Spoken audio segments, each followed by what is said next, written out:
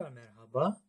6. modülümüzde kapsayıcı spor ortamı nasıl oluşturulur sorusuna detaylı cevaplar arayacağız.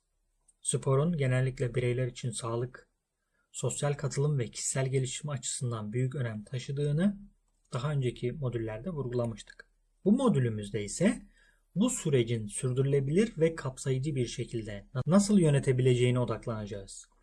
Kapsayıcı spor yalnızca bireylerin katılımından ibaret değildir.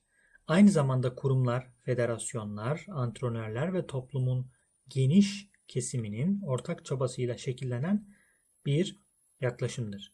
Şimdi birlikte bu sürecin temel yapı taşlarına birlikte bakalım. Öncelikle bu modülde neler öğreneceğiz onlara bakalım. Kapsayıcı spor ortamının temel ilkeleri ve yönetimi, antrenörlerin rolü ve eğitim teknikleri, karma yetkinlikli takımların oluşturulması ve yönetimi, kapsayıcı ve spor kültürünü yaygınlaştırma stratejileri.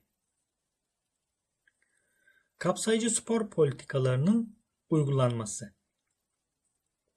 Kapsayıcı spor, bireysel katılımın ötesinde kulüplerin ve organizasyonların politikalarına entegre edilerek sürdürülebilir hale getirilmelidir.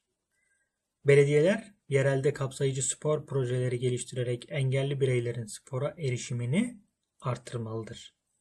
Federasyonlarsa, engelli sporcular için düzenlenen organizasyonları desteklemeli ve spor kulüplerine rehberlik etmelidir. Yapılacak tüm bu çalışmalar, sporun temel bir hak olduğu bilincini yaygınlaştıracak şekilde planlanmalıdır.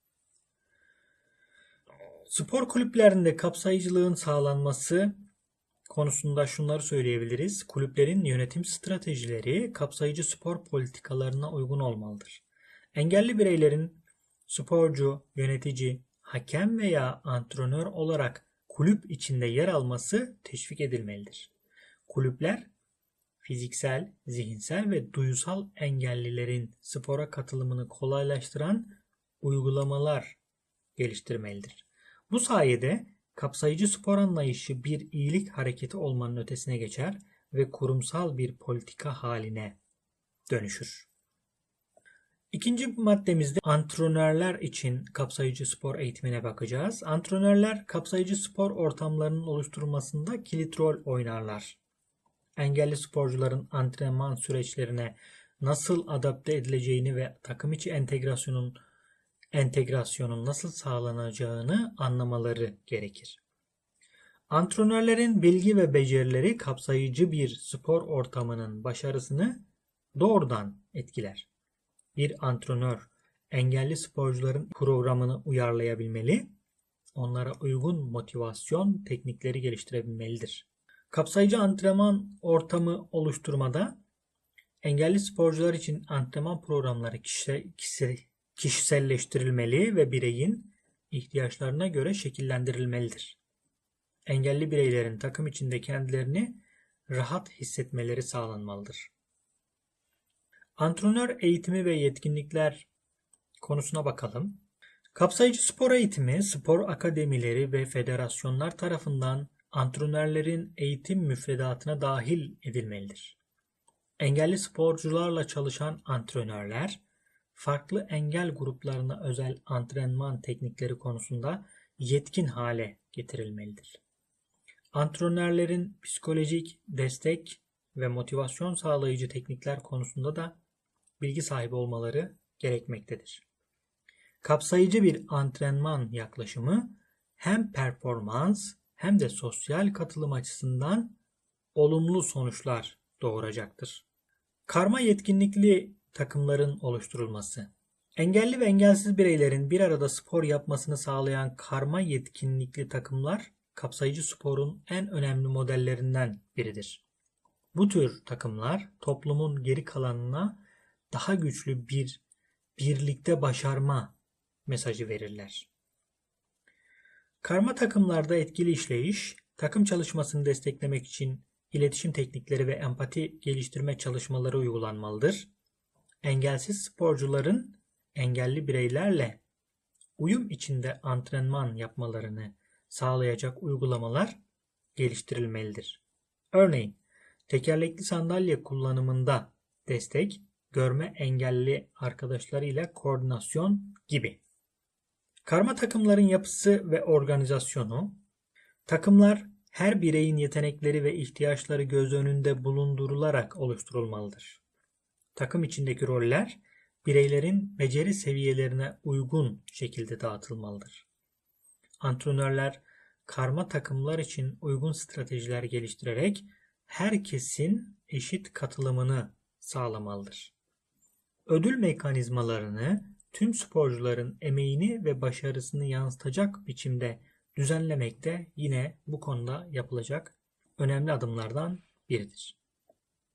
Dördüncü maddemizde kapsayıcı sporun toplumda yaygınlaştırılması konusuna bakacağız. Kapsayıcı sporun sürdürülebilir hale gelmesi için toplumsal farkındalık oluşturulmalı, eğitim sistemine entegre edilmeli ve finansal destek sağlanmalıdır. Medya ve sosyal farkındalık çalışmaları, engelli sporcuların başarı hikayeleri daha geniş kitlelere ulaşabilmesi için medya aracılığıyla desteklenmelidir. Kamu spotları, belgeseller ve sosyal medya kampanyaları aracılığıyla kapsayıcı sporun önemi vurgulanmalıdır. Bunun yanında düzenli yayınlarla kapsayıcı sporun sportif başarıdan öte sosyal bir kazanım olduğu da anlatılmalıdır.